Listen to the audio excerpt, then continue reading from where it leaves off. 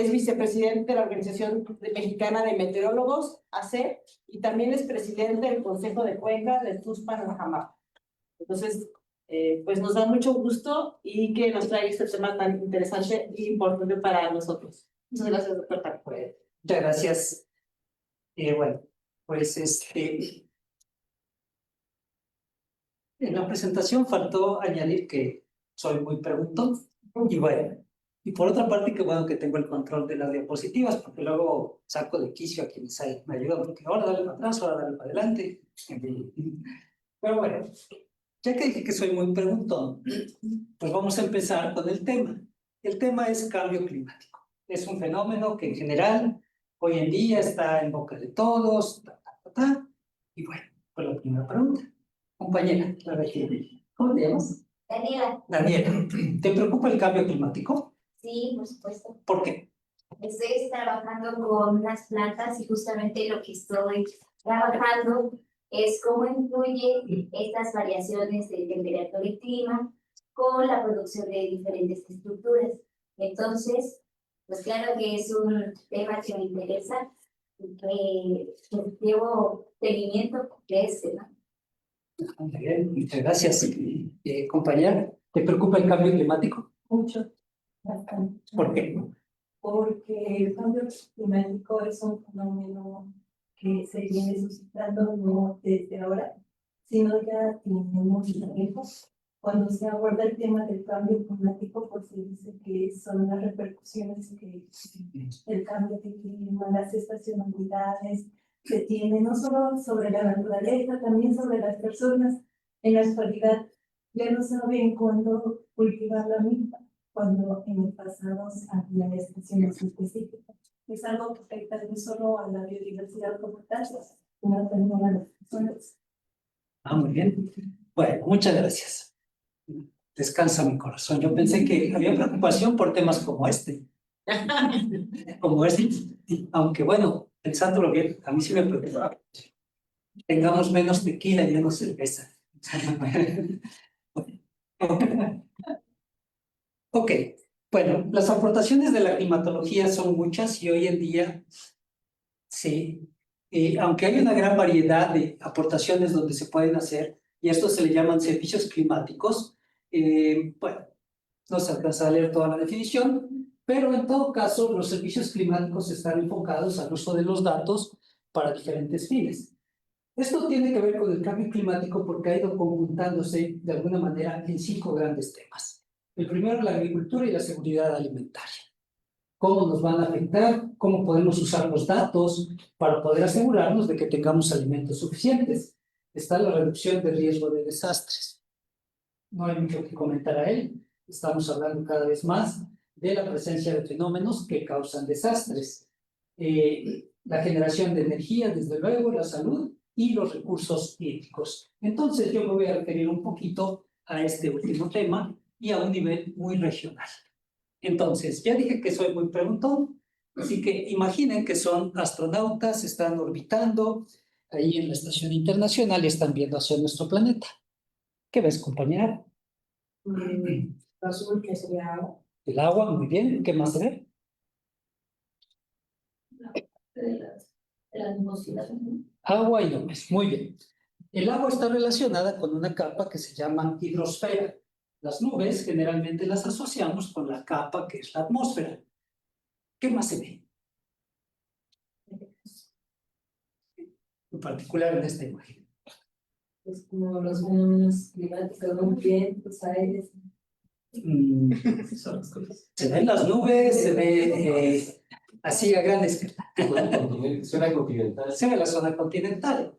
Esta tercera esfera se llama litosfera. Llevamos 3, no las pierdan de vista.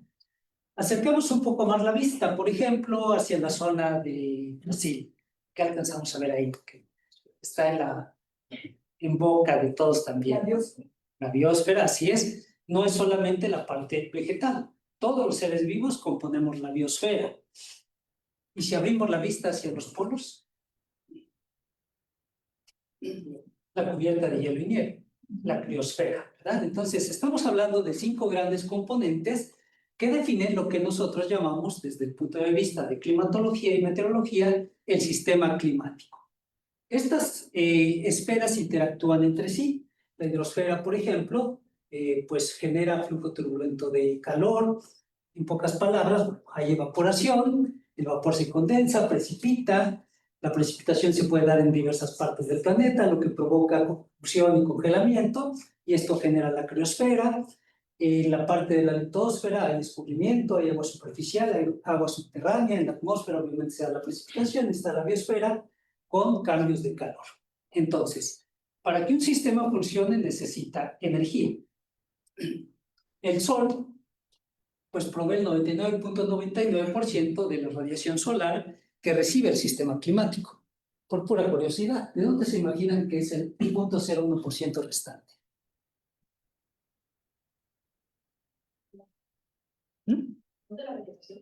No, porque la vegetación finalmente, para que funcione, para que haga todo su funcionamiento, es de la radiación solar. Geotermia. Reacciones químicas. Reacciones químicas, ¿no? Geotermia, más o menos, finalmente, es la energía, parte es la energía interna de nuestro planeta. Nuestro planeta todavía tiene energía, lo vemos a través de las erupciones volcánicas. Eso es una parte, y es interna. ¿Qué es nuestro Sol? Es una estrella, pero no es la única en el universo, ¿verdad? Y no es el único que emite radiación, entonces otra parte la recibimos de estrellas lejanas. Pero bueno, lo importante es esta radiación que recibimos del Sol, que es la que pone en funcionamiento a todo el sistema climático. Es que esa sobra, lo tienes que tocar otra vez para que se... Doble clic en la pantalla. La pantalla. Ahí está. Ahí está. Y también se puede mover con la mano.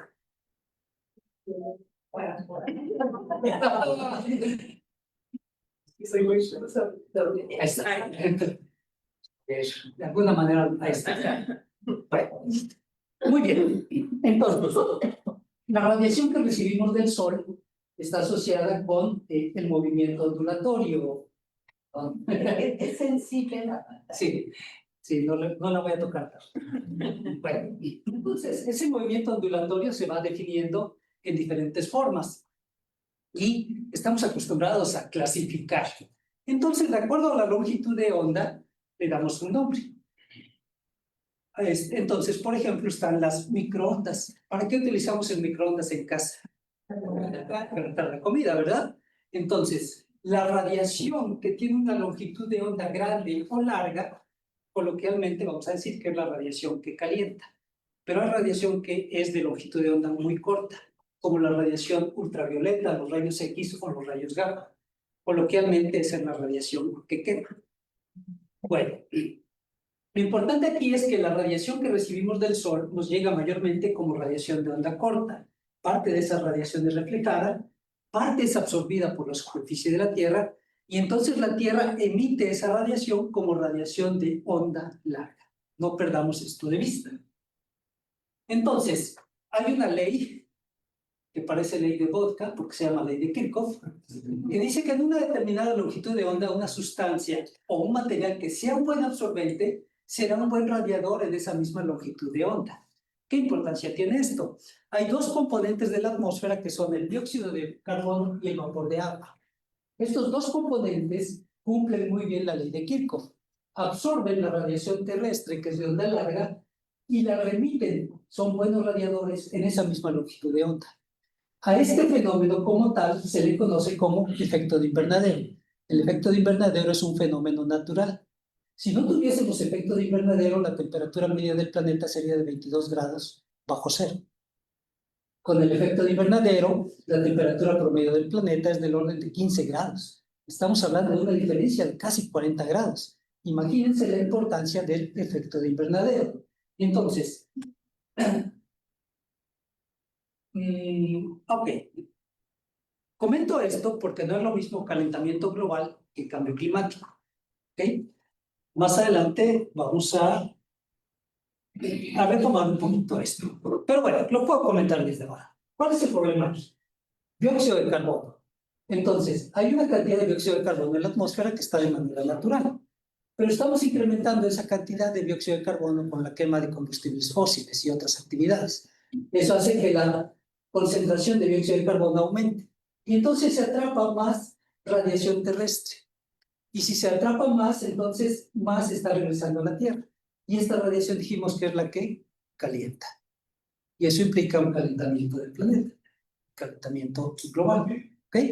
Entonces, bueno, aclarado ese punto, bueno, dice cambio climático. ¿Me puede picar ahí, Jorge?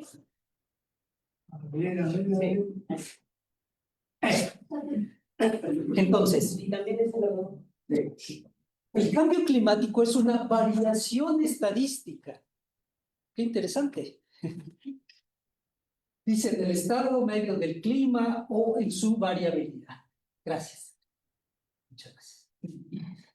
Y esta puede persistir durante un periodo prolongado, decenios, incluso más. Sin embargo, lo que a mí me interesa en este momento es que el cambio climático se puede deber a procesos naturales internos o a cambios en el forzamiento externo, o a cambios persistentes antropogénicos en la composición de la atmósfera o en el uso de las tierras.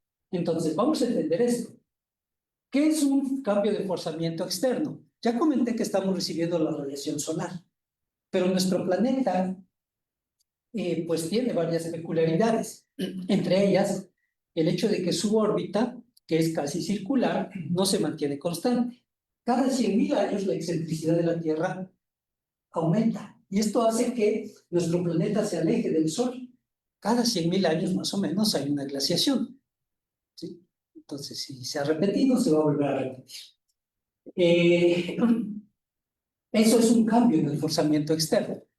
Si llega otro meteorito y golpea al planeta, evidentemente va a haber cambios en la cantidad de radiación que estamos recibiendo. Hay otros movimientos, el movimiento de precesión. Este es un movimiento del eje de la Tierra que tarda 22.000 años en dar una vuelta. Entonces, actualmente estamos más o menos a la mitad del ciclo. ¿Qué implica este movimiento de precesión? Bueno, esto implica que dentro de unos 11.000 años estaremos, qué optimista soy. Dentro de unos 11.000 años, el eje estará del otro lado. Es decir, dentro de unos 11.000 años, para el hemisferio norte, la Navidad se estará celebrando en pleno verano. ¿Ok? Entonces, eso implica cambios en la cantidad de radiación que estamos recibiendo. Procesos naturales internos, uno muy conocido, las erupciones volcánicas. Como ya comentamos, nuestro planeta tiene energía en el interior y cuando hay una erupción, pues evidentemente va a haber afectación porque los componentes que son lanzados a la atmósfera van a implicar que se esté recibiendo una menor cantidad de radiación. En 1982, me parece, sí, fue el volcán Chichonal en Chiapas, una erupción muy grande. Las cenizas le dieron la vuelta al planeta y eso provocó que Rusia tuviera su invierno menos frío en varios cientos de años, por ejemplo. Ok. Variación estadística, cambios persistentes en el uso de las tierras. Esta es una imagen de por donde yo vivo, ahí en su casa por la salida Jico. Y lo importante aquí que remarco es el hecho de que se vea cómo está aquí el pavimento y cómo cerca está un área verde, pequeña. Pero bueno, hace algún tiempo se me ocurrió medir. No se alcanza a ver muy bien y no es la medida más extrema que he hecho. En la zona de pasto, a nivel de suelo, 22 grados. En la zona del pavimento, 37 grados. He llegado a medir en la zona del suelo hasta 50 grados contra unos 27 en la zona de pasto. Y eso es en un espacio muy pequeño. Tan solo esa experiencia nos dice ya, pues, el hecho de que estemos quitando el pasto, la zona natural, por convertirlo en algo artificial, prácticamente que empieza a ser desértico, pues ya implica que estamos afectando, ¿no? Entonces, el crecimiento urbano tiene muchas cosas que ver con cambio climático, pero no lo vamos a tocar aquí. Este es un mapa de vegetación muy viejito, fotografiado en la zona de Veracruz y Puebla. Entonces, no pierdan de vista esta parte linda y lo que es el color verde es la zona de bosques de diferentes tipos, ¿sí? Hace muchos años, con un colega del Instituto de Ecología de la UNAM, el doctor Víctor Barradas, invitó a unos investigadores holandeses, vinieron, los trajimos, bien contentos, vamos a dar la vuelta, los llevamos, regresamos, ya pues vamos a comer. ¿Y qué les pareció? ¿Y cuál bosque de niebla pelean ustedes? Y lo único que vimos fueron fragmentos. Ups. Bueno, no, pues sí, tienen razón, ni modo. Bueno, pues no les dimos una gran vuelta por Jalapa, pero ¿qué les pareció la ciudad? Ah, pues sí, es una ciudad muy bonita. ¿Por qué está tan sucia? Hágame tierra. Olvídenlo. Vamos a tomar cerveza y hablar de fútbol. Porque no fue penal, por cierto. Bueno, entonces, con el doctor Barradas, justamente después de esa charla, empezó a comentar unas cosas y dijo, a ver, ¿qué es lo que está pasando aquí? La condición natural es que el viento húmedo proviene del Golfo de México. Entonces, está entrando, se encuentra con la zona del bosque de niebla, porque al ascender se condensa, se forma la niebla. Pero ¿qué es lo que pasa si quitamos entonces ese bosque de niebla? ¿Qué es lo que puede estar pasando? Que la niebla se esté desplazando más arriba y que la precipitación se esté yendo hacia el otro lado. Esa es la hipótesis y esa es la pregunta de investigación. Es lo que hemos visto, ¿no? Ahí por la zona del cofre de Perón, de cómo el cambio del uso del suelo ha sido de manera intensa durante las últimas décadas. Entonces, ¿cómo probar esa hipótesis? Bueno, justamente a través de un balance de energía. La radiación neta que se recibe es igual al calor latente más el calor sensible. Suponemos que no hay almacenamiento y que no hay advección. Lo importante aquí es que cuando hablamos de calor y hablamos de temperatura, lo que estamos experimentando es eso. El calor que recibimos se manifiesta a través de la temperatura. A eso le llamamos calor sensible. Medir o hacer un balance de energía no es tan sencillo. Se utilizan equipos como estos que tienen capacidad de medir hasta 120 mediciones por segundo. Son anemómetros sónicos, entonces están ahí. No son baratos, desde luego, y obviamente no miden el balance de energía, miden los componentes y uno hace el balance. Pero bueno, entonces con este colega en un bosque de pinos y de pastizal, esto fue ahí en La Joya, particularmente, se hicieron algunas medidas de medición en el bosque y en el pastizal. El calor sensible, como era de esperarse, en el bosque es menor. Gracias. Gracias. En el bosque es menor y en el pastizal es mayor, ¿sí? Excepto por ahí en algún mes que se obtuvo un resultado diferente. Me parece que fue en marzo, que estuvieron muy parejitos. Bueno, habría que investigar el por qué. Pero eso lo experimentamos también. En el bosque siempre decimos, se siente más fresco.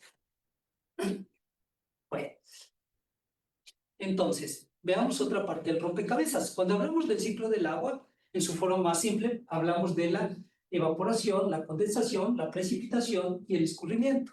Sin embargo, hay muchos factores por ahí que hay que considerar. Está el hecho de que hay niebla, hay rocío, hay infiltración, se forman manantiales, se forman lagos, etcétera, etcétera, etcétera. Entonces, estudiar el ciclo del agua tiene sus partes interesantes. Bueno, ahorita volvemos al ciclo del agua. Ya dijimos que una de ellas es la precipitación. Una forma de estudiar el cambio climático es a través de las tendencias. Una tendencia no es más que un análisis de cómo se comporta una variable a lo largo del tiempo. Esta es la forma en la que ha ido cambiando la lluvia en Jalapa en los últimos 100 años. Entonces, la línea negra representa la parte media. Según esto, la recta ajustada dice que ha estado disminuyendo 1.2 milímetros por año en los últimos 100 años. Bueno, 1 milímetro. ¿Qué tanto es eso? ¿Qué tanto puede ser? Recordemos que 1 milímetro de lluvia equivale a 1 litro de agua por cada metro cuadrado. Entonces hagamos un cálculo rápido. Una lluvia de 20 milímetros en una hectárea, que son 10.000 metros cuadrados, pues equivale a que potencialmente, bueno, o al menos en esa superficie pasan 200.000 litros. Si Jalapa ha perdido 124 milímetros en los últimos 100 años, la cantidad de lluvia que ya no estamos recibiendo no es tan insignificante. Y la superficie del municipio son 118 kilómetros cuadrados, 120. Hagamos cuentas. La cantidad de agua que potencialmente ya no estamos recibiendo. Bueno, haciendo ese análisis de tendencia en cuanto a lluvia, lo que vimos fue que en Ciudad Cerdá, al otro lado de la sierra, de Camachalco, Tlacotepec, Alto Tome en las partes altas y Jalacingo, la tendencia de la precipitación fue aumentar. Mientras que en lugares como el Coyol, el Utepec, Jalapa, Naranjal, Naulinco, la tendencia de la precipitación fue a disminuir. Con las nieblas no hubo un patrón tan definido como este, pero bueno, hay que hacer el análisis también. Entonces, estadísticamente al menos parece ser que la hipótesis se cumple. Las nieblas se están desplazando más arriba y la precipitación está aumentando al otro lado de la sierra. ¿Qué tan importante puede ser este cambio de uso de suelo? Se me olvida. Bueno, entonces, en el caso de la precipitación, cuando esta se da, la vegetación la intercepta, parte se infiltra, parte escurre, parte da lugar a otros fenómenos ahí. Este mismo colega hizo un ejercicio hace muchos años. ¿Cuánto capta un pino Montezumay aquí en la zona central de Veracruz? Ahí en Las Vigas específicamente. Bueno, ok. Entonces el ejercicio es muy sencillo. La niebla llega, pega en el pino, precipita, parte escurre desde luego por aquí y parte se evapora, pero nos interesa la que precipita. Bueno, las características del pino, no me voy a detener mucho aquí. Los pluviómetros manuales que puso alrededor del pino, etcétera, etcétera. Datos, ok. Las fechas en las que hubo niebla. Pero lo importante para mí está aquí. Los resultados indican que un solo pino es capaz de precipitar 58 litros de agua por hora. Un solo pino. A lo mejor amanecieron no muy filosóficos y se preguntaban eso. Bueno, ¿cuánta agua capta un pino? Si una persona puede utilizar 125 litros de agua por día, un pino como el que analizó podría abastecer a una familia de 4 miembros durante un mes con 260 horas de niebla. La importancia de la niebla, la importancia de la vegetación. ¿Ok? Por otra parte, ¿qué es lo que pasa con los sistemas de producción de café? Mientras más diversos, hay más complejidad, desde luego, pero estamos tendiendo a que haya más productividad e intensidad de manejo. Se está quitando, ¿verdad? Bueno, entonces, acerquemos un poco más la lente. Precipita, se intercepta, precipita por acá, hay flujo en el tallo, hay escurrimiento, hay infiltración. ¿Cuánto? Siempre es importante cuantificar para poder señalar la importancia del papel que juega la vegetación. Entonces, hay algunas medidas ya, más o menos el escurrimiento por el tallo es del 5.4%, la interceptación en cafetos, etcétera. La evapotranspiración de cafetos es menor a la sombra, en fin. La infiltración pues varía con la cobertura. Entonces, esta es la hipótesis que trabajó uno de mis alumnos del doctorado en Ciencias Agrícolas para analizar el estado hídrico del café. Él dice que está influenciado por la distribución de la cobertura arbórea. Entonces, para probar esta hipótesis, el estudio se llevó a cabo en la finca La Herradura. Esto es por la salida de la carretera vieja a Coatepec. Como ya comentamos, lo importante aquí es hacer las mediciones. Entonces, hay que ingeniárselas. A veces pensamos que para hacer investigación tenemos que tener equipos muy sofisticados, etcétera, etcétera. Ni modo, somos latinos y con lo que tenemos, ¿verdad? Entonces, él utilizó un pluviómetro Hobo, por ejemplo, midió temperatura, humedad relativa, radiación solar, rapidez y dirección del viento, lo que le permite tener el índice de área foliar con un muestreo cada 15 minutos a 2 metros de altura. Entonces, él diseñó el equipo aquí, pegado al tallo, por ejemplo, ¿sí? Y adentro un Hobo. Eso ya nos da una idea de la cantidad de agua que está escurriendo por el tronco. Depende del grosor del tronco, esa es otra buena pregunta, ¿no? Por ejemplo, ahí están las canaletas para captar el agua que es interceptada, en fin, las canaletas para captar el agua que interceptan los cafetos y más o menos una vista general de cómo se lleva a cabo el experimento, ¿sí? La estación meteorológica y medio, el doctor Barradas por ahí que se coló en la foto, afortunadamente yo la tomé, pero bueno, eso nos da una idea de cómo es que hacemos la investigación a veces. ¿Qué es lo importante aquí? Bueno, su tesis, por cierto, la presentó cuando el COBECIDET sacó esta convocatoria, efecto del cambio climático en el estado hídrico de producción de coffee arábiga en un sistema agroforestal no convencional. Fue premiada como la mejor tesis sobre cambio climático. Entonces, yo les comenté, no pierdan de vista esto. Sucede que el área en color guinda es la zona de cafetales. ¿Qué problema tenemos ahora con los cafetales? Pues que está siendo cambiado por otros cultivos, como la caña de azúcar. Entonces, con el doctor Barradas pensamos que la zona de cafetales está amortiguando un cambio climático más intenso por cambio de uso de suelo. No lo hemos probado, no hemos tenido otro proyecto para hacerlo, pero sí nos dio tiempo de medir en la zona de cañaverales algunas variables. Se instaló una torre como de 18 metros de altura, se fueron midiendo tanto en cafetales como en la zona de cañaverales algunas variables correspondientes. Entonces, si estamos cambiando el uso del suelo y estadísticamente se está cumpliendo esto, pues tendremos que pensar en soluciones para que tratemos de volver a la condición que teníamos anteriormente, por todo el impacto que puede tener. La conservación de cafetales a sombra es importante porque un agroecosistema cafetalero funciona como un bosque. Hay mayor transpiración, disminuye el calor sensible y disminuye la temperatura. Pero un cañaveral no, funciona como un pastizal. La transpiración es menor, aumenta el calor sensible y la temperatura aumenta. Y ya vimos que las mediciones de balance de energía nos dicen eso. En un bosque, la temperatura disminuye, en un pastizal, la temperatura aumenta. ¿Okay? Bueno, entonces, algunas estrategias para mitigar el impacto de la deforestación y la captura de agua, pues la verdad es que el problema es muy complejo. Está involucrado el sector social, económico, político, cultural, pero de entrada deberíamos estar pensando en la conservación de los cafetales a sombra, en el manejo sustentable y reforestación del bosque de pino encino y de pino, y en la reforestación de los complejos. Ahí es donde necesitamos ayuda de ustedes. Nosotros hacemos la parte física, pero no la parte biológica. ¿Qué tipo de reforestación se puede hacer en los complejos urbanos? ¿Cómo hacer un manejo sustentable del bosque de pino encino? Y además de que esto sirva para que las personas, pues finalmente todos necesitamos comer, ¿no? Entonces, hay mucho que trabajar ahí.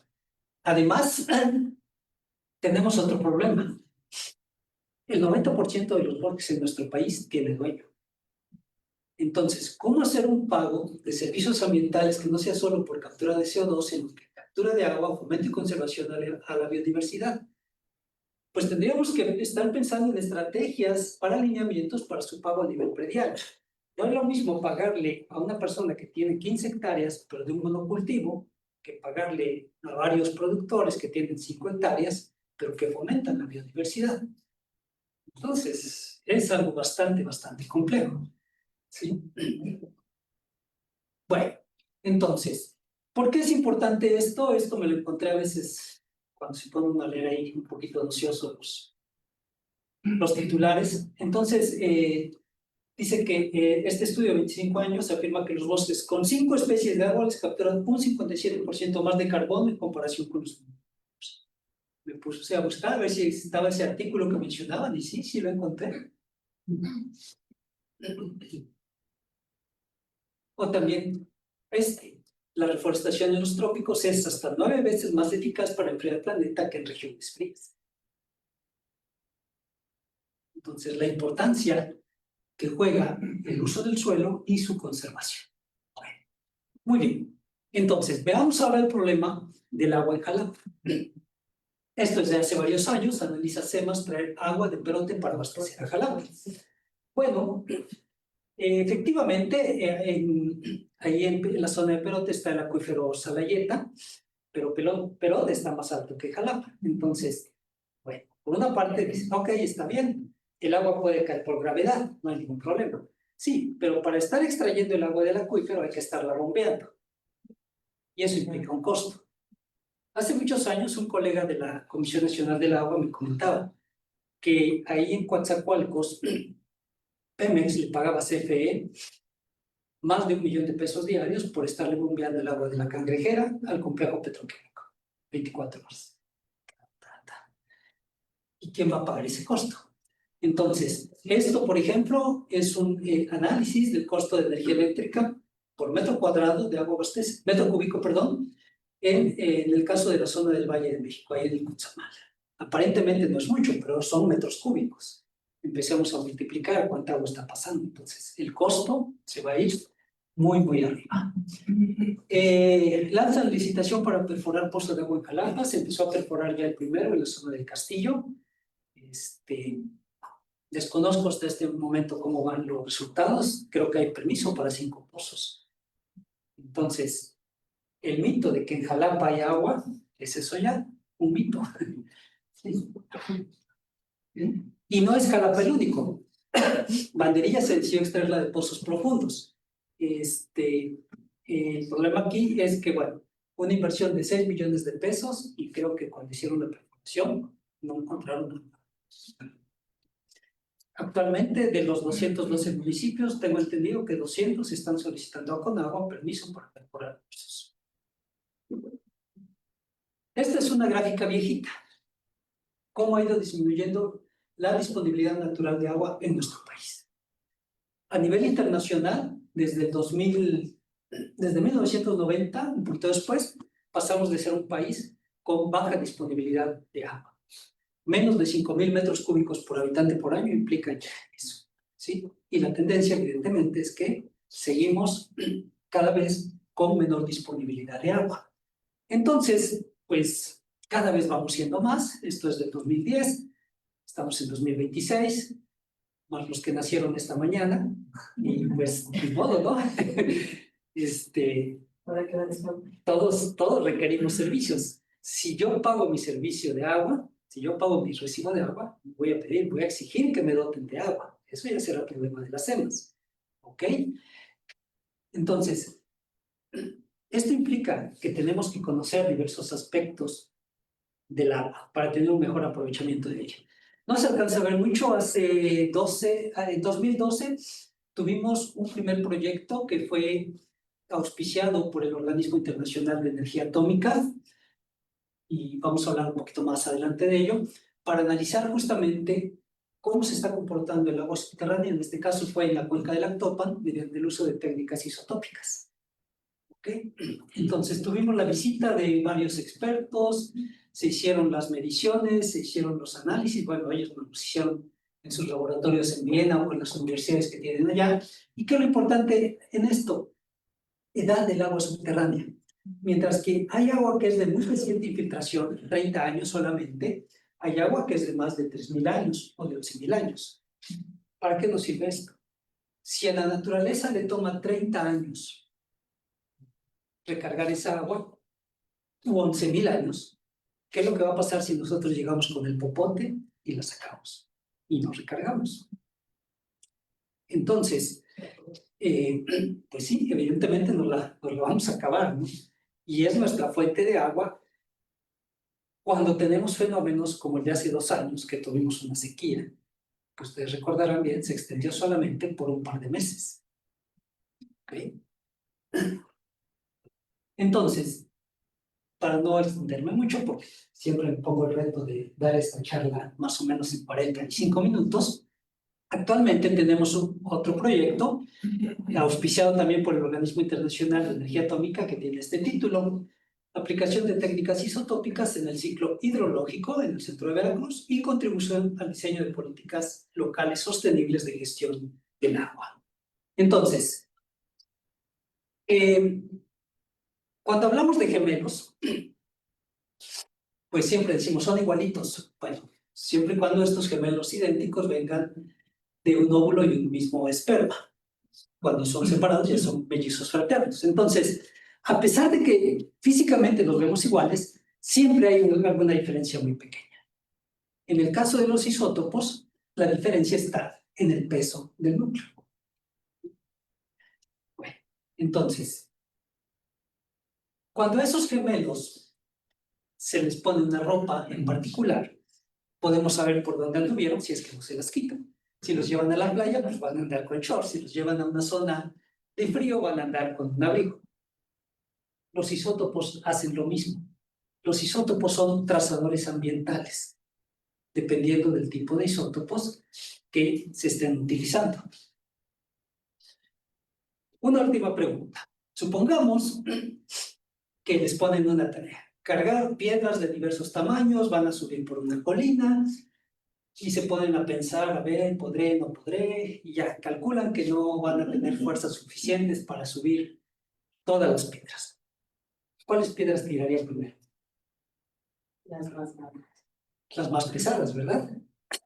Bueno, los isótopos hacen lo mismo. Los más pesados van a caer en las zonas más bajas y los más ligeros van a caer en las zonas más altas. Entonces, ¿para qué nos sirve esto? Bueno, actualmente tenemos una red de muestreadores de lluvia para isótopos en la cuenca del Río Antigua. Ay Dios, ya estoy bajando de peso. Ya tenemos 6 lugares.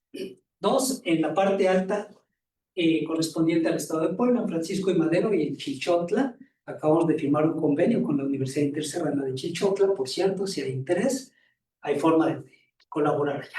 Alcomulco, Cozatlán, Antigua y Huacán de los Reyes.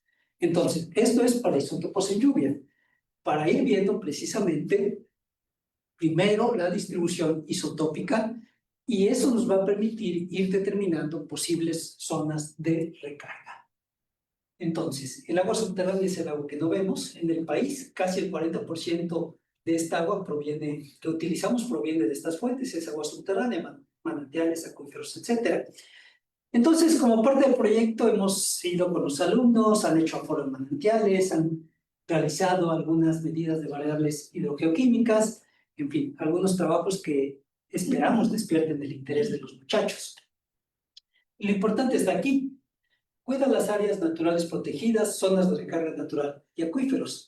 Pero como señala aquí la pregunta, está el manantial, pero ¿dónde está la zona de recarga?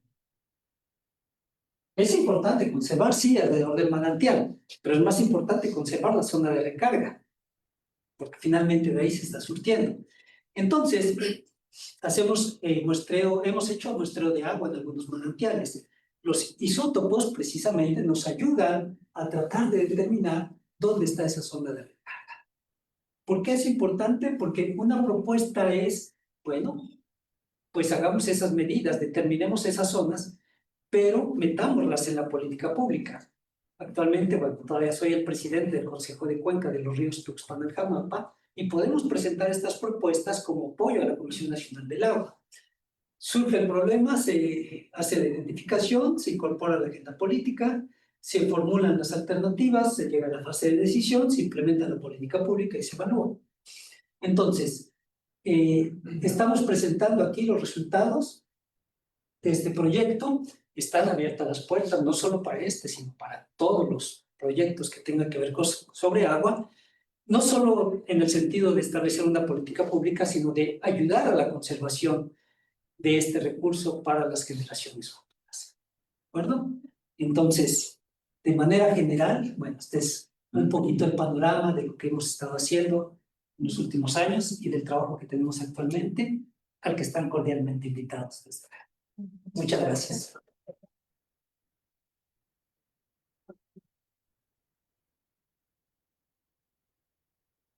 Muchas gracias, doctor Juan, por la charla. Y pues abrimos una sesión de preguntas para aprovechar al doctor Juan, que nos despertó mucha curiosidad y pensamientos. Entonces, quien quiera, levante la mano y vamos.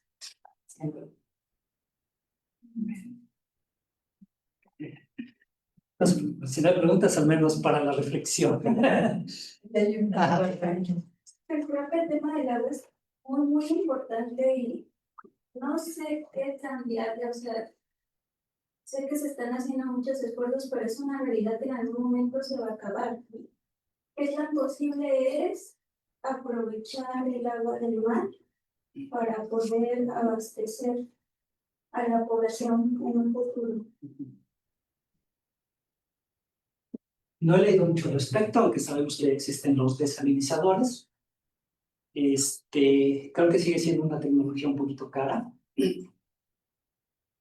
Mi propuesta sería, ¿por qué no antes de utilizar ese recurso donde no sabemos el impacto que puede tener, utilizamos lo que ya tenemos?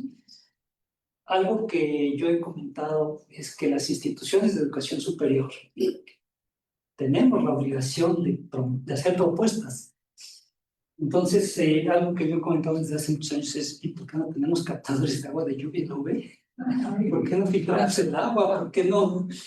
Vaya, cosas de ese tipo que nos estarían ayudando. Yo creo que serían retos, por ejemplo, para los jóvenes de ingeniería química. A ver, ya capté el agua, ahora tú dime cómo la vamos a purificar. ¿Para qué nos sirve eso? Pues la podemos llevar a las comunidades donde no tienen acceso y no hay por qué necesariamente hacer toda una infraestructura de tubería, ¿no? Aprovechemos lo que tenemos. Entonces, la estamos contaminando, sí, lamentablemente, eso hace que la disponibilidad sea cada vez menor. Y bueno, pues tendremos que aprender a usar las fuentes de las que disponemos en este momento. Había otra pregunta acá y luego. Perdón, mencionó que era 1 punto y algo de pérdida del agua al año que Jalapa, ¿no? 1.2 ¿Pero milímetros. es generalizada o hay sitios donde se pierde más o menos? Sí. El dato representa la zona. En estudios de clima urbano sí hay variación en las zonas de Jalapa, no hay tanta información lamentablemente como para hacer ese tipo de análisis por zonas. Esto habla de la importancia de contar con la información meteorológica y climatológica. Actualmente la Unidad Municipal de Protección Civil tiene una red de 10 estaciones meteorológicas automáticas. En la UB tenemos varias. La licenciatura en Geografía tiene, nosotros ahí en Ciencias Atmosféricas tenemos, asociaciones civiles como la Fundación Salvemos el Agua tiene una estación. Ahora hay que hacer uso de esa información. ¿Por qué puede ser importante esto? Efectivamente, si podemos determinar dónde hay zonas de mayor lluvia, lo podemos relacionar con riesgos de inundación, como los que hemos tenido en la zona, ha habido en la zona de ahí de las ánimas, y también el aprovechamiento del recurso, desde luego. Entonces, bueno, en este momento ese dato representa condiciones generales para el municipio. Gracias. Bueno. ¿Había? Sí, perdón, después. Ahorita lo que, gracias, la charla estuvo de verdad muy interesante.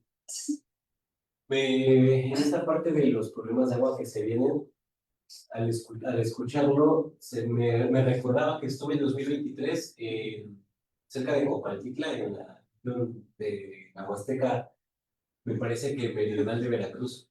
Y entonces ahí también en una comunidad había un nacimiento que estaba dándole agua pues, a algunas familias.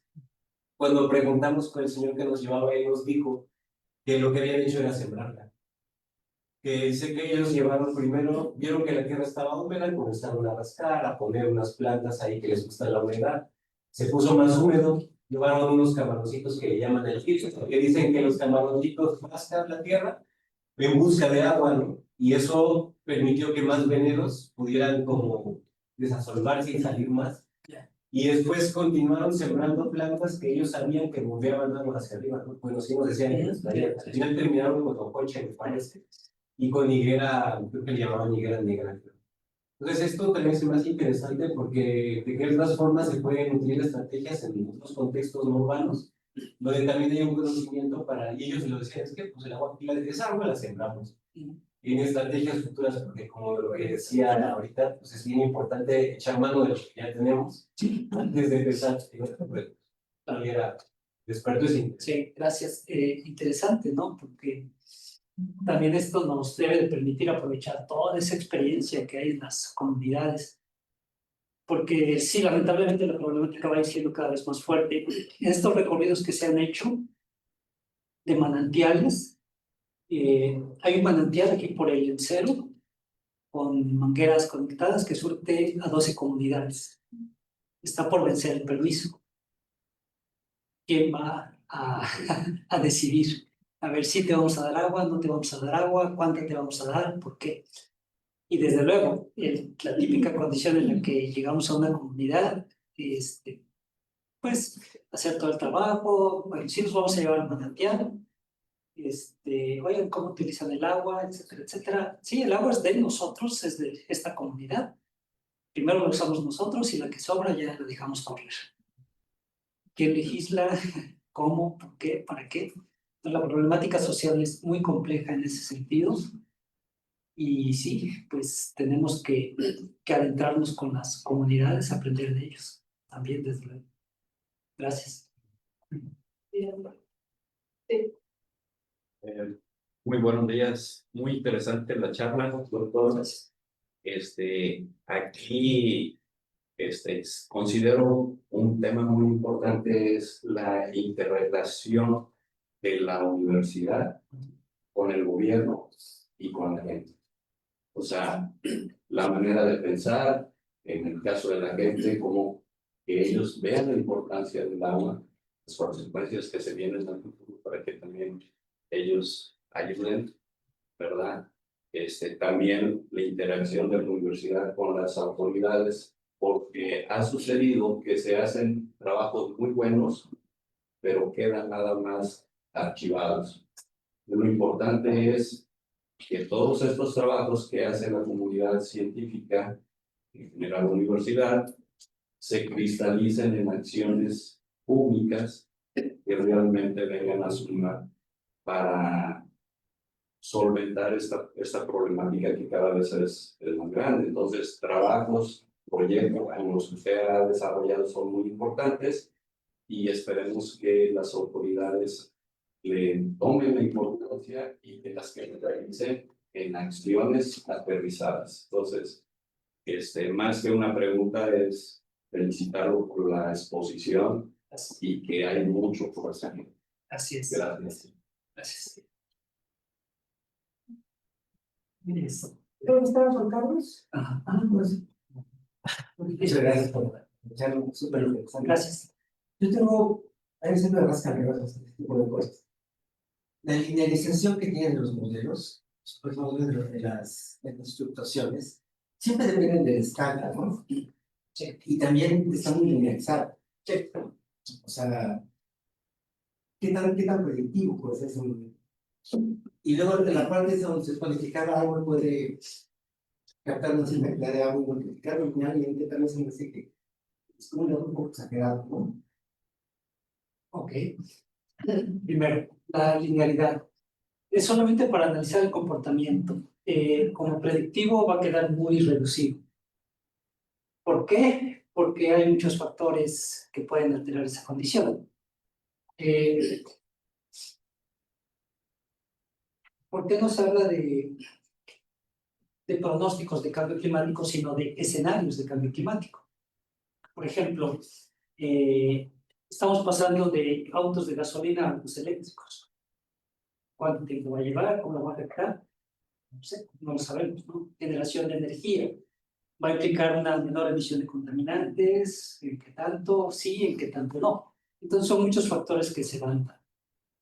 Y comentaba la importancia de tener series largas de datos. Entre más larga sea la serie, mejor permitirá hacer el análisis.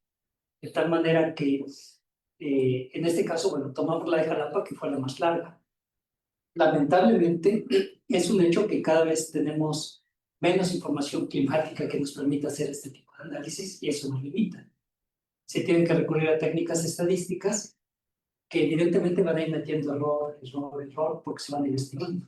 Entonces, como predicción, está muy, muy limitada. Con relación al pino, en una ocasión, fue apenas hace el año pasado, antepasado, el colega lo hizo solo con un pino. Otros colegas de la Facultad de Biología, el maestro Dorantes específicamente, él comentó que ellos habían hecho el experimento más amplio y estimaron que la cantidad de agua que se capta por niebla a veces representa hasta el 30% de la lluvia invernal. Entonces, pues esos datos hablan de la importancia del papel hidrológico que juega la niebla. Es que depende de la especie, güey. Exacto. Es que hay una cierta sección de la serie de tiempo. Y es que es la, como es la vinculación de escala. Yo no han analizado, por ejemplo, los cambios de suelo de algún cierto, un efecto de cierto retraso, por ejemplo, de las precipitaciones. No, sí, no, todavía no. Ahí es importante el trabajo de la escala. Muchas lluvias, a veces se piensa que las lluvias se forman, las nubes se forman a escala local, y no es necesariamente así. Son fenómenos que ocurren a una escala mucho mayor, como para determinar el papel que juega el cambio del uso del suelo en esa zona y la cantidad de lluvia que se está generando. Entonces, hay algunos estudios a nivel urbano, por ejemplo, en Ciudad de México, la isla de Cambor, sí se ve que ocasiona lluvias más intensas en ciertas zonas. Sí, pero aquí Jalapa, bueno, por ejemplo, todavía es muy pequeño. Y cambios de uso de suelo, pues no se tienen mediciones, lamentablemente. Aunque se tengan medidas de lluvia, no se tienen mediciones y otras variables que puedan correlacionarse y decir, sí, este cambio de uso de suelo de esta zona está provocando esta condición acá. Hay mucho que hacer todavía en ese campo. Sí, y estaba también sí. A mí me quedó como una curiosidad con la datación de la edad del agua. En otra plática que le he escuchado, nos han comentado que el agua que fluye en Jalapa y que por lo tanto alimenta los manantiales y también el agua que quiere sacar el pozo, es un agua muy reciente que en esta región no hay como almacenamiento de largo plazo del agua. Entonces, ¿cómo tomar este dato de antigüedad versus a un agua que está Constantemente en movimiento? Ok, sí, perdón, creo que no puntualicé. Los datos que se presentaron fueron de la cuenca del río Actopan y algunos eran de pozos, sobre todo en la zona de Cañaverales y en parte baja. Entonces ahí sí hay un mayor tiempo de residencia, sí, porque es plano. Pero evidentemente en este caso la pendiente juega un papel muy significativo e importante y pues hace que el agua esté circulando de manera rápida entonces. Y en ese caso, por ejemplo, si uno acepta que, o ya está documentado que los acuíferos que había en Jalapa, de los cuales los pozos se podrían surtir, es un agua que me imagino que difícilmente puede mantener una estabilidad, la cantidad de agua. Entonces, hay que hacer más estudios geofísicos, de hecho, que el compañero nos podrá aclarar un poco porque él es geofísico justamente. Porque finalmente el agua de suelo juega pero importante para ver si está el acuífero, etcétera, etcétera. Entonces, en este momento, con lo que se tiene, con las pocas características que se tienen y las medidas, pues indican que sí, que nuestros reservorios de agua no tienen un tiempo de estadía lo suficientemente largo como para decir, sí, podemos usar el agua por los próximos 30 años, ¿no? 50 años. Y además, incluso en el año van a fluctuar. Sí, sí, así es, desde luego. Entonces hay que determinar justamente esos niveles, por ejemplo, del acuífero. A ver, ok, ¿qué pasó hace 2 años? ¿No? ¿Hasta dónde bajó? ¿Y qué es lo que ha pasado en este invierno? Que tenemos un invierno lluvioso. Entonces, conocer esas variaciones a lo largo del tiempo están asociadas con el uso del recurso. Pero hay que seguir. Y a nuestros proveedores de agua, ustedes ya les pasaron esa información. O sea, los que andan promoviendo hacer pozos como una alternativa. Ok. Hace 20 años que nuestro actual secretario de gobierno era presidente municipal, nos presentamos el doctor Barradas y yo, contamos la problemática, lo acompañaba su secretario particular, es una persona de formación en contaduría. Dijo, pues no, dice, pues Jalapa tiene el acuaférico, no va a tener problemas. Bueno, pues gracias. 20 años después el tiempo nos da la razón. O antes, ¿no? Entonces, estamos tratando eso, ¿no? Comentaba que en el Consejo de Cuenca es una forma, ahorita está la confirmación del Plan Municipal de Desarrollo, entonces hay invitaciones para investigadores de la universidad. Yo tengo invitación, sí voy a estar ahí presente, desde luego. Y bueno, sí tuvimos la oportunidad de hablar nuevamente con el señor Ricardo Agüed, nos dio apertura para que pudiésemos contactarnos con CEMAS, tener algunas medidas. El detalle en particular con CEMAS lamentablemente es que continuamente están cambiando personal. Sí, Entonces no le podemos dar continuidad, tenemos que empezar otra vez y otra vez y otra vez. Y bueno, pues eso nos va limitando, ¿no? Pero lo que yo trato es de que justamente a través de charlas como estas, que son de divulgación, que se presentan los resultados que tenemos, pues, hagan un poco de conciencia en la problemática que ya estamos implementando. Ese es el objetivo. muchas gracias. Bueno, pero bueno, bien, muchas gracias por la plática. Quisiera pues hacer un comentario y también una pregunta. Es algo parecido a lo que estaba comentando el señor. Sobre esta, digamos, esta responsabilidad que tendría que tener o asumir el gobierno. Porque hay pues ahí se supone una reglamentación, una ley que rige lo que es la calidad del agua, el vertimiento del agua ya usada, ¿no? Se debe tratar o debe tener ciertas condiciones, ¿no? Para hacer para el ambiente. Entonces, uno de los principales, digamos, pues, contaminadores, pues son los municipios. Y cuántos plantas de tratamiento pues realmente están funcionando. En una maestría hice un trabajo sobre organismos indicadores de la calidad del agua en ríos. Y nomás decir una cosa muy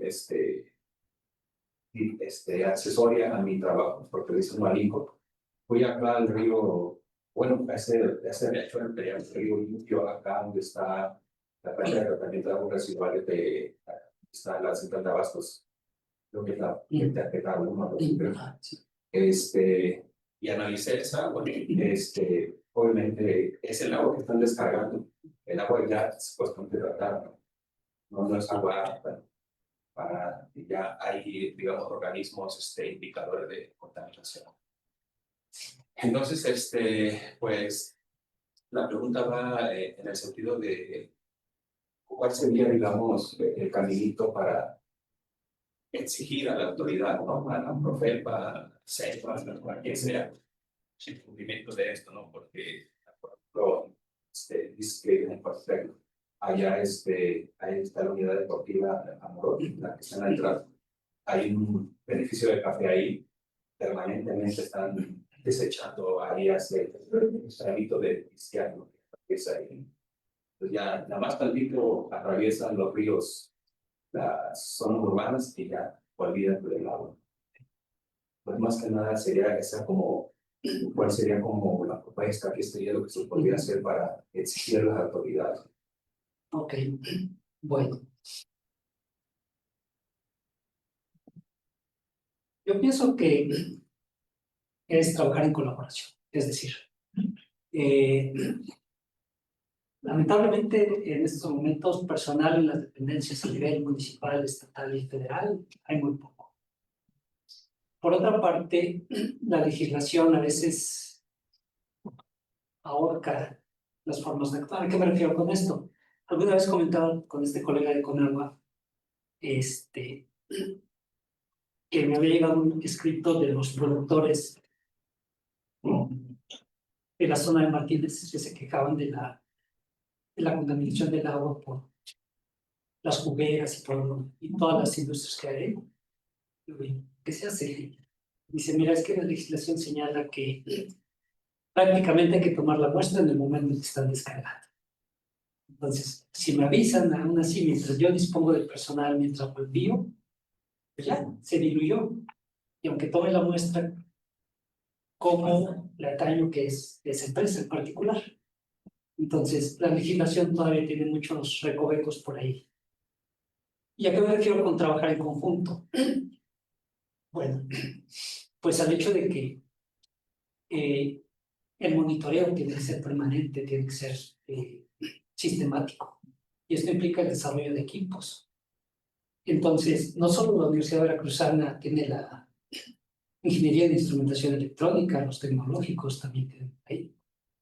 ¿Por qué tenemos que seguir dependiendo de comprar equipos? ¿Por qué no somos capaces de desarrollar los nuestros? ¿Por qué no podemos ni siquiera medir el nivel del río? Y sacar la señal, ni siquiera por celular. Entonces, mientras no tengamos esa conjunción, simplemente no vamos a operar. Así que cuesta mucho trabajo, sí, hay que seguir. Pues en algún momento esperemos que verdaderamente haya apertura y podamos conjuntar las diferentes partes, gobiernos, instituciones educativas y sociedad. Ese es el relato. Muchas gracias. ¿Alguien más? Sí. Doctor, gracias por la charla. Mi pregunta va asociada también a estas cuestiones de políticas públicas. Sé que hay un Consejo Estatal de Mitigación y Adaptación al Cambio Climático, en donde se reúnen todas las secretarías del Estado, invitan también a la academia, asociaciones civiles, gubernamentales, y se proponen algunas acciones justamente para atacar esto. En ese sentido, no sé si usted ha participado en ese consejo. Sí. ¿Cómo es la participación desde la academia o desde la institución que usted preside para empujar al gobierno, más entes que participan, para avanzar en ese sentido? Limitadas. Y nos preguntan mucho y nosotros no ofrecemos mucho tampoco. Lamentablemente las acciones quedan orientadas básicamente a propuestas muy generales y no concretas. Entonces es más o menos lo que comentaba hace un momento. Hay que interaccionar, sí, pero con cuestiones muy específicas. No sé, ya comentamos el caso del agua, ¿no? Entonces, hay que dejar de emitir contaminantes. Bueno, sí, pero ¿cómo? Hazme un plan, ¿en qué va a consistir? ¿Cuánto tiempo va a llevar? ¿Vas a necesitar recursos? ¿De dónde? ¿Cómo? Etcétera. Entonces, en este momento la interacción es muy limitada. Así que no hay muchas acciones que se estén haciendo, lamentablemente. Creo que hay unos comentarios en el Facebook. Leemos mientras alguien más sigue. Perdón. Menciona este cálculo que hicieron de la inversión de los árboles o de captación de agua. En el trabajo que estoy realizando, estoy utilizando una herramienta que desarrolló la Agencia Forestal de Estados Unidos, que se llama iTree, en donde mediante mediciones de DAP, altura, el ancho de la copa, etcétera, hace un cálculo de la inversión que podría ser cada árbol. No sé si usted sabe al respecto. No, pero lo podemos platicar con mucho gusto. Justamente esa es la intención de aperturar esto, de conocer lo que estamos trabajando en diferentes partes, ¿no? Antier salió el trabajo que está desarrollando un estudiante del INFOR, de cómo el cambio del uso del suelo está afectando microcuencas. Ok, a ver qué tienes, qué tengo yo, cómo lo podemos conjuntar. No se trata de decir esto es mío y esto es tuyo, no, al contrario, vamos a trabajar en conjunto. Gracias. Bueno, los comentarios que hay en Facebook es Andrés de la Rosa Portilla. Felicidades y saludos al doctor Cervantes. De Guillermo Valdera, saludos cordiales desde Santiago Miahuatlán, Puebla. Miriam Jiménez dice saludos de la comunidad de El Chico, municipio de Emiliano Zapata, y pregunta dónde se puede solicitar un mapeo de nuestro abastecimiento de agua. Supongo que en el municipio. Bueno, sí, ellos son los que deberían de tenerlo. Sí, pues muy interesante el tema y que ojalá hubiera algún proyecto para cuidar su nacimiento de agua, que me imagino que es el del Chico. Chico. Bueno, pues podemos ponernos en contacto y vemos Si los podemos visitar con todo gusto. También, de qué por el Nicolás. ¿Alguien más tiene por ahí una pregunta? Pues, en relación a la nota que sacó sobre la solicitud de agua para explotar el acuífero de Perú de Señaleta, pues hubo otras notas en el 2025. De hecho, pues hay esa, pues yo diría peligro, porque me parece que no es la mejor manera. Entonces yo creo que sí se va a necesitar como una pues vinculación de la universidad para pensar en otras opciones, y obviamente la captación de agua de lluvia es una muy buena, no solamente a nivel de edificios, sino ya pensando a nivel de cuencas, ¿no? O sea, microcuencas. Claro, para eso pues hay muchas cosas que considerar, y obviamente toda la cuestión forestal, ecológica de los lugares pues será muy importante. Pues bueno, yo lo considero porque creo que es muy importante la charla, nos da muchas cosas que pensar. Y para mí me dejó mucho la parte de colaboración, ¿no? Claro que sí. Creo que es muy importante. Les agradecemos mucho al doctor Juan Cervantes.